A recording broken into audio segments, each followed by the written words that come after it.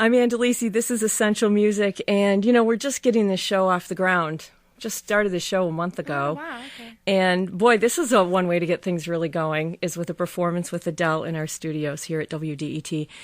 Been a fan and glad to be on the radio now so I can play your music on the radio. Thank you very much. So Adele's in our studio with Ben Thomas. Yes. Yes, and we don't want to leave him out. And before we get to chatting about you and your music, why don't we hear a song? Yeah, cool. We'll start with Right as Rain.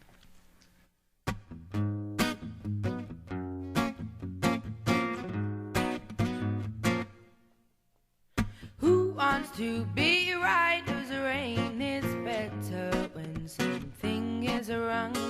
You get excitement in your bones and everything you lose again. When night comes and you're on your own, you can say I chose to be alone. Who wants to be right as rain? It's harder when you're untied. 'Cause when hard work don't pay off and I'm tired, there ain't no room in my bed as far as I'm concerned. So wipe that dirty smile off. We both been making up. I've cried my heart out and now I've paid enough for over love. Oh no, no, who wants to be right when you just crumble back on down? You give up everything you are, and even then you don't get a fire. They make believe that everything is exactly what it seems, but at least when you're at your worst, you know how to feel things. See, when hard work don't pay off and I'm tired, there ain't no room in my bed as far as I'm concerned. So wipe that dirty smile off. We both been making up. I've cried my heart out and now I've paid enough. Oh, go ahead and steal my heart to make me cry again. 'Cause it will never hurt as much as it did then when we were both right and no one had blame. And now I give up on this endless game. Who wants to be right as rain? It's better when something is wrong. I get excitement in my bones even though everything's astray. When night comes and I'm on my own, you should know I chose to be alone. Who wants to be right as rain? It's harder when you're untied. 'Cause when hard work don't pay off and I'm tired, there ain't no room in my bed as far as I'm concerned. So wipe that dirty smile off me. Oh, been making up. I've cried my heart out and now I've paid enough for all.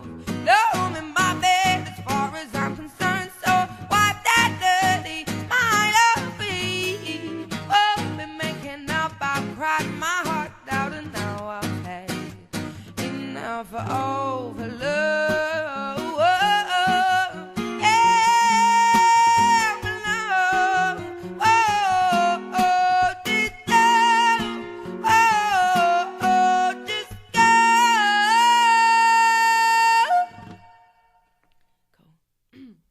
We're live in our studios here at WDET with Adele and guitarist Ben Thomas. Okay, this is radio and all, and people can't see what I can see, but you couldn't have made it look any easier. Well, I have just rolled out of bed though, so I was actually trying quite hard, but I probably look really lazy. You look so relaxed. Oh. It looks so. Let's talk about your singing. So you've been singing since you were a little girl. Yeah, not with lessons and stuff. Just like since the Spice Girls came around, I was like doing like 2-hour shows every Saturday in my bedroom to my mum. What songs did you sing? Both albums, the whole of Spice World, the whole of Spice, both albums. I had so much stamina when I was little. And I did the dance routines and I'd sing every girl's part. Yeah, I used to do all of it, yeah. Could you do a little Spice Girl quick little something? If you want to be my lover, you got to get with my friends. Make it last forever. Friendship never ends.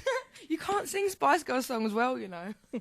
There's nothing there to sing. But I do love you. So you were singing throughout your whole life, and you never had any training, but you knew this was what you wanted to do, clearly. Yeah, like I had like one lesson once, and it was like a free trial, and it was like a classical teacher and I come out, and I think I was about 13 or 14, and I came out of the lesson, and I said to my mum, like, even if we could afford that, I don't want them lessons, because like she already kind of made me start thinking about what I was singing, and and I was like at school doing music, and not part of the course, but what we used to do was just sit in the hallways and just jam together and just like have sing-offs and stuff like that. And if you start thinking about what you're doing, it just becomes a bit contrived and not very good and not very heartfelt, I don't think. So I didn't want any lessons anyway after that, and I just used to listen to Etta Fitzgerald to kind of teach me how to sing, because she just goes up and down her voice like a ladder, like she's like an acrobat with her voice. And then I kind of learnt that my voice was kind of opening up when I was like doing all them like, well, they're not even scales that she does. She just jams, really, doesn't she? But does like you know. And then I started listening to Roberta Flack for Control, and then like Etta James for Passion, and then Jill Scott for a bit of live persona. You know, so just copied other artists for like a few years, and then finally I kind of came into my own a bit. Talk about Etta James just really quickly, because I know you... She's my favourite. She's my favourite singer ever. And I got into her relatively late, considering how much I love her. Like, I was like 15 when I got into her, and completely by accident, I just saw the front cover of a generic best of Etta James, and I just thought her blonde weave was amazing, and her big catty eyes and her curves and just her face. She's just so stunning, like...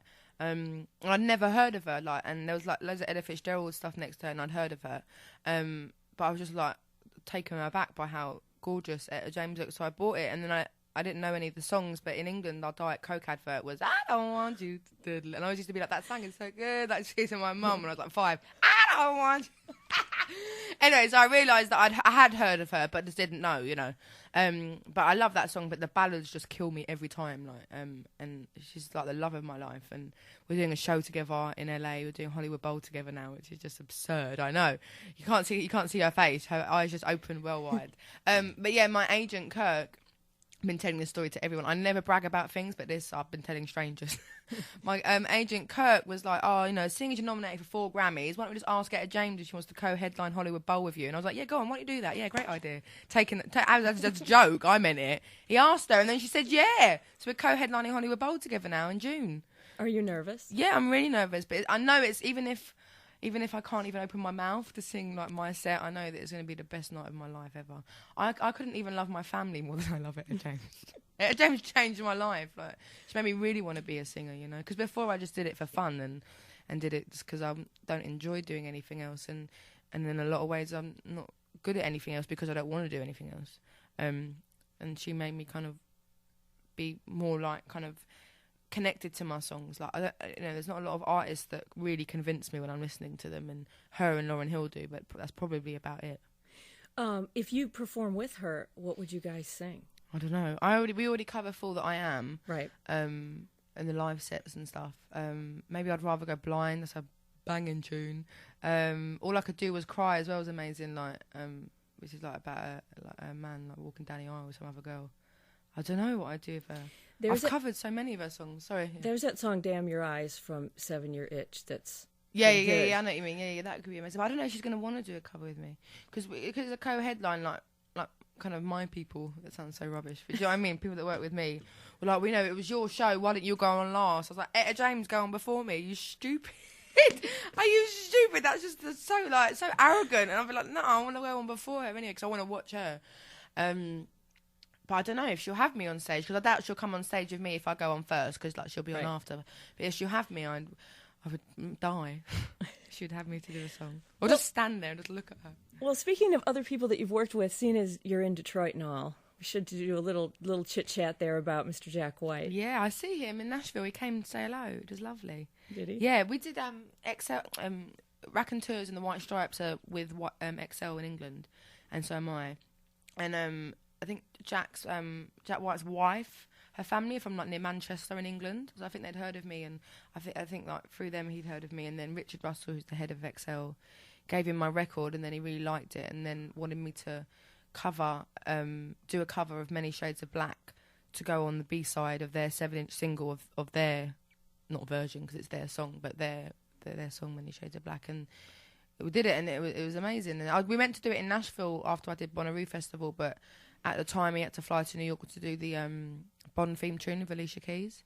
And so I did it in London, and they came because they just done Glastonbury, like, and went for dinner and stuff, and it was so surreal. Like, I'm a huge Raconteurs fan, like, anyway, and I think all of them are amazing. Like White Stripes, like one of my favourite bands ever. But we were just sitting there talking about how his kids were just running through the sprinklers at home with us at the time that we were having dinner, and I was like, what? And then the other day he came to, I thought he was coming to the show in Nashville, but he couldn't come, but he came to say hello on the bus, and he was like, oh, I can't come to the show, and I was like, oh, that's a shame. He's like, yeah, I haven't got a babysitter. I was like, Jack White hasn't got a babysitter, amazing.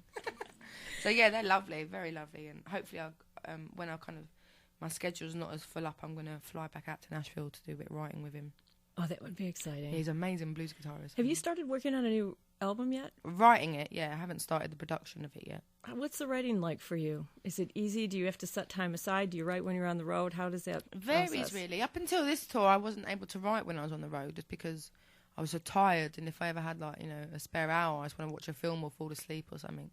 But I've been doing, like, bits and bobs of writing on this tour. I think because, like, the lifestyle on this tour is less hectic because I have my own bus now, so I'm not sharing a bus with, like, 12 other people. Like, I'm on my own with 2 people, so I've got plenty of room if I want to just go and be on my own. But also when I'm at home in London, I'm not promoting the album anymore because it's been out for over a year. It's been out for, like, 15, 16 months. So when I'm there, I'm just there, not doing anything, so I can write as much as I want. But, you know, for, like, ages, I didn't have anything to write about because I was just working all the time, and then there's a relationship in the summer that just nearly ruined me. So that'll give you a whole so I started bunch of writing about songs. that, but then I'm over that, and I really don't like. Sometimes I regret writing, like, my first album all about one person because it gets a bit like I get a bit fragile sometimes at the thought of that he's completely moved on and I'm still in the past with his bloody album, which I do love, but it's just a bit like this. He knows that I'm still singing about him, even though my life has changed and my life has got better, and he's still working in the same place doing nothing. He knows that he still has a huge thing to do with me, you know. So I didn't want to write my next album all about that boy that nearly broke me in the summer. But then now, like, there's, like, another story that's coming up, and it's just going sour again. And I was really happy for ages, and I wasn't writing anything. Whereas, like, in the last, like, month, something's gone really sour in what I'm doing at the moment. So I think that's why I'm able to write while I've been on the road. It's interesting. We're in our studios here with Adele here at WDET and Essential Music. I've interviewed a lot of musicians, and it inevitably happens that they get a wealth of stuff to write about when they're hurting. Yeah. I mean, I'm not experienced at writing albums, but first album, I couldn't write anything when I was happy because I was too busy out being happy. And that's why. And then with this record, I was like, yeah, I'm happy. I'm on top of the world. My career's going so well. I'm so happy. Like, and then nothing came. And then I thought, oh God, I'm gonna have to, like, ruin something to make it go good, but it just ruined itself anyway. I didn't have to ruin it. And there you have it. I want to talk about this album for 1 second because you wrote this album except for the Bob Dylan cover, which is absolutely, that arrangement is gorgeous. Oh, thank you very much. Make You Feel My Love. Why? Tons of songs to cover, clearly. What made you cover that song? It was my manager's idea. My manager's the biggest Bob Dylan fan. And, like, me and my manager pretty much A&R'd my record. Like, the record company were great, but they weren't as hands-on as they should have been. So we were kind of just doing it on our own. And he's the biggest Dylan fan, and he'd been going on about Make You Feel My Love for ages. And I like Dylan, but I don't know his stuff. Do you know what I mean? Like, I know, like, Mum's in the kitchen cooking. That's probably all I know. And, you know, that's probably the only song I know. And so he's like, have you heard it? And I was like, no, I haven't heard it. I don't really want to cover a song for my album. It kind of implies I'm incapable of writing enough of my own songs. And I was really stubborn with the first album. I was like, I can write my own songs. I want to do it. Which they gave me complete freedom with. And then we were in New York one time, and it was like pouring with rain, and it was just a bit too messy to go out. And I went to his room to go over some emails, and he played me the song, and I just finished writing what I thought would be the last song that would go on the album, and, like, recording it and stuff. And we're just out there. I think I was there talking to Columbia before I signed to them or something. And then it just summed up everything that I've been trying to write about my relationship, really. And before I heard that song, that album was just kind of a bit of a splodge. And then when we recorded it, it just kind of became a full circle and just was kind of like the synopsis of the whole album, that song. Do you know what I mean? And I just think it's a stunning song, and I think the lyrics are beautiful, and I think there's just something in that song that every single person worldwide can relate to. So and I always love songs like that, you know. So that's why, and it's my favourite song on my album, and it's not even mine. But I'm gonna do another cover on the next album, I think. Well, I was gonna do "Never Tear Us Apart" by INXS, but now I'm doing that with INXS for their album, so that won't be going on my album anymore. But there's a lot. I've been getting into a lot of country. My driver's from Alabama and lives in Nashville, and he's been playing on them country radio stations, and I'm obsessed now. And like Alison Krauss is the new love of my life. Like I'm gonna come out with some like Faith Hill album or something. Pop country. You could record a duet with Alison Krauss. I would love to do that, because that would be amazing. We met a few times. I'm not like showing off or anything, because like I'm like my kind of heart is fluttering as I say this, but we were both nominated. The Robert Plant and Alison Krauss album "Raising Sand" was nominated for a Mercury Music Award in England, and so was mine. And like everyone performed and stuff, and I was like, I don't know why, I was talking to like someone on the other. It's a small room. It's not like some big MTV awards or nothing. It's like a little kind of like a conference room, but a bit glamorous. And I was standing at one end, and then Alison Krauss with her big hair came running over, and her security were chasing her.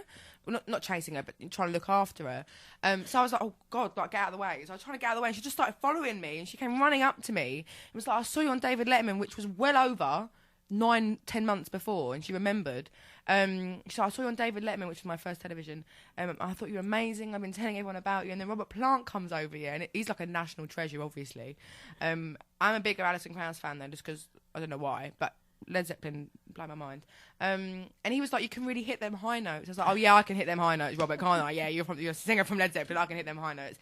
And then they remembered me at the Grammys, and she was like, oh, I'm so proud of you, and came into the dressing room, and we were swapping hair tips, because like, I don't know, she was just amazing. And like, even though when she doesn't give me advice, because we're not friends, obviously, we're not like buddies, we don't go and hang out and have dinner, but like, she's really kind of like mentoring me through all of this. Like, I just think she's amazing, and her career is incredible, and she's never sold out, and she's not like, she doesn't become like a Britney Spears, like, not obviously not, she wouldn't become Britney Spears, but like tabloidy stuff, like, despite her fact, she's got like 28 Grammys or something, like, it's absurd. She is a wicked fiddle player, which yeah, people I know, do not. I've seen it. They don't give her enough credit for that. Yeah. But on all of her earlier albums, it is off the charts. And now, because she mostly sings, that people kind of forget that she's this incredible fiddle player.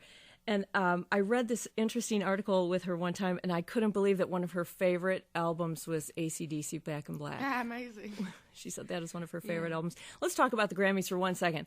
You looked absolutely shocked when they called your name. So shocked. I thought that Duffy or the Jonas Brothers were going to win. I didn't, like, when I got nominated for the Grammys, like, no, I mean, I still feel like not that many people know me. Like, no one knew me until Saturday Night Live. And do you know what I mean? And I was like, I did a tour, and I was fine with it. Like, I think a lot of people kind of wrote me off as in like, oh, well, you know, she was a success in England, but maybe the second or third album will do well in America. It's not going to happen on this one. But I was just chuffed that, like, I got to release my first album here, because you don't really get to do that all the time. Right. So I was just chuffed at the fact that I had a big major behind me, and I knew that even if I hadn't sold many records, I knew that Columbia would take me on again for another album. And to get nominated, like, it's a huge, it's by your peers, like, do you know what I mean? You get voted for by your peers, which is like really, really nice feeling. So to be nominated for 4 was just like craziness. I couldn't believe it, and I locked myself in my bathroom and cried. It was like 4 a.m. English time when it got announced. My mum was running around to the neighbours and waking up, going, "Adele got nominated for 4 Grammys, America!"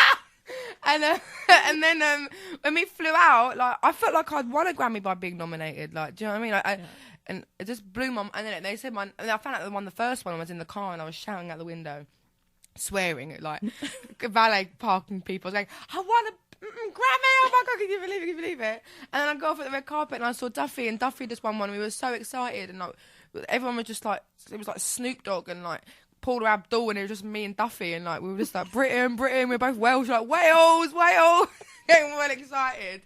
And then I just didn't think that I would win it, because I cancelled a lot of stuff here last year, and I just thought that people would kind of give up on me because I had that bad spell in the summer. And even though it wasn't like artists that I was letting down, and I was letting down my fans, like, it still didn't have to vote for me. Do you know what I mean? A lot of people do a lot more work than me, and they have more that they have to leave behind and stuff in terms of family life.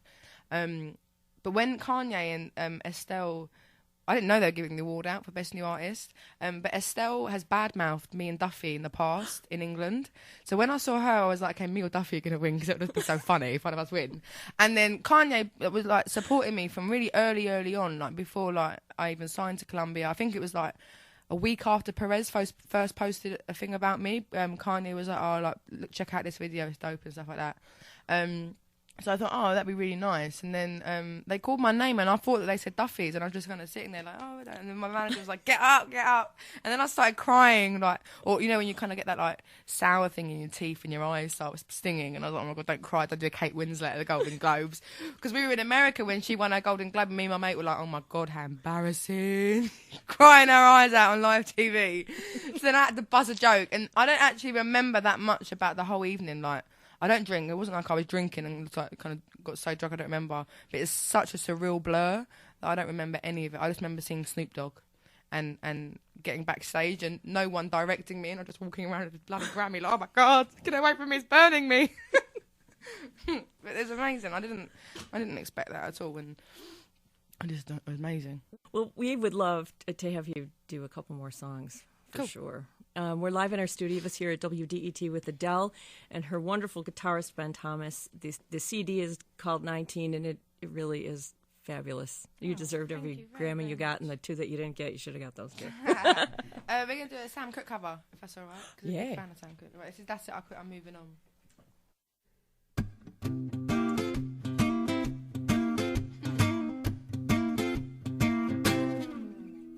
When we used to say goodnight, I'd always kiss and hold you tight. But lately you don't seem to care. You close the door and leave me standing there. Oh, honey, that ain't fair.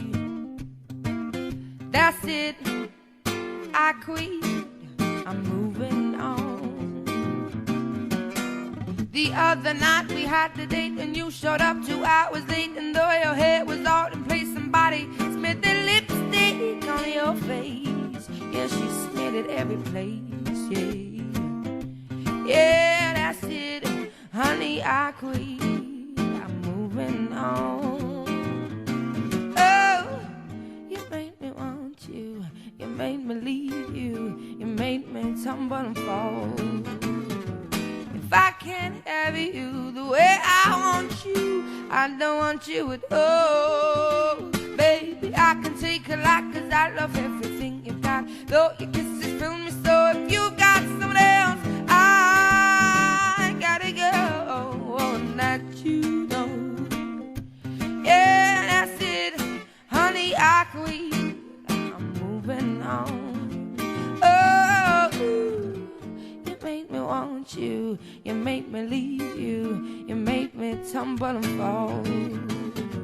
If I can't have you the way I want you, I don't want you at all. Baby, I can take a lot 'cause I love everything you've got. Though your kisses fill me so, if you've got someone else, I gotta go.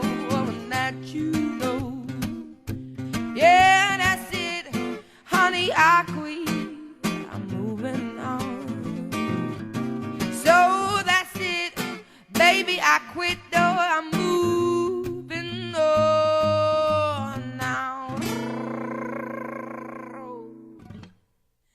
We're live in our studios here at WDET with Adele and her guitarist, Ben Thomas. Boy, that's pretty wonderful. Would you do an album of covers? Yeah, I'd love to do like a country album of country covers. I think that'd be quite fun. I'm really into country at the moment. We have to find the perfect Johnny Cash song for you. Yeah, maybe do, what's that one where he's named after a girl? Sue. Yeah. Do that song, Sue. My dad called me Sue. That'd be amazing. All right, here's a couple questions. What kind of gum do you chew? Juicy fruit. And do you ever watch Inside the Actor's Studio? Is that the interviews? Yeah. I've seen it a couple of times. I think I saw one of Robin Okay, Williams. here, I'm going to ask you some of the questions he asks at the end. What's your favorite word? A swear word that I can't say. But that's another question. See you next Tuesday. That's the word, my favourite word. What's your least favorite word? Honey. Honey. What makes you happy, turns you on, you get excited when you see or do or whatever? Boys. What turns you off? Arrogant boys. Well, we already know what your favorite swear word is. When you get to heaven, when you show up at the pearly gates, what would you like God to say to you when you get there? Oh gosh. Besides that he bought your CD. Didn't waste your time. I didn't waste my time here. It's my worst fear is just like getting old and being like, I wish I did that. Well, you're not wasting your time as far as we can tell. We're in our studios here at WDET with Essential Music, and Adele and Ben Thomas are here. It's so great to have them here. We have time for one more song. People are waving at me that your time is limited. Such a chatterbox, I know, sorry. Hey, it was great. Cool. Absolutely wonderful. So what's your last song for Chasing us? Pavements. Wonderful. We're here in our studios live with Adele here on WDET. Thank you for having us. Thank you.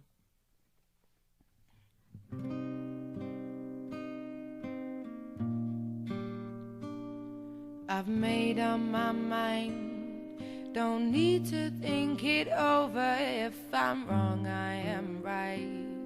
Don't need to look no further, this ain't a lust. I know this is love. But if I tell the world, I'll never say enough, 'cause it was not said to you, and that's exactly what I need to do. If I end up with you, should I give up, or should I just keep chasing pavements, even if it leads nowhere? Or would it be a waste, even if I knew my place? Should I leave it there? Should I give up, or should I just keep chasing pavements, even if it leads nowhere? Yeah, I build myself up and I fly around in circles, waiting as my heart drops and my back begins to tingle finally. Could this be it? Or should I give up, or should I just keep chasing pavements, even if it leads to nowhere? Or would it be a waste, even if I knew my place? Should I leave it there? Should I give up, or should I just keep chasing pavements, even if it leads nowhere? Yeah. Should I give up, or should I just keep chasing pavements, even if it leads nowhere? Oh, would it be a waste, even if I knew my place? Should I leave it there? Should I give up, or should I just keep on chasing pavements? Should I just keep on chasing pavements? Oh, should I give up, or should I just keep chasing pavements, even if it leads to nowhere? Or would it be a waste, even if I knew my place? Should I leave it there? Should I give up, or should I just keep chasing sidewalks, even if it leads nowhere? Yeah.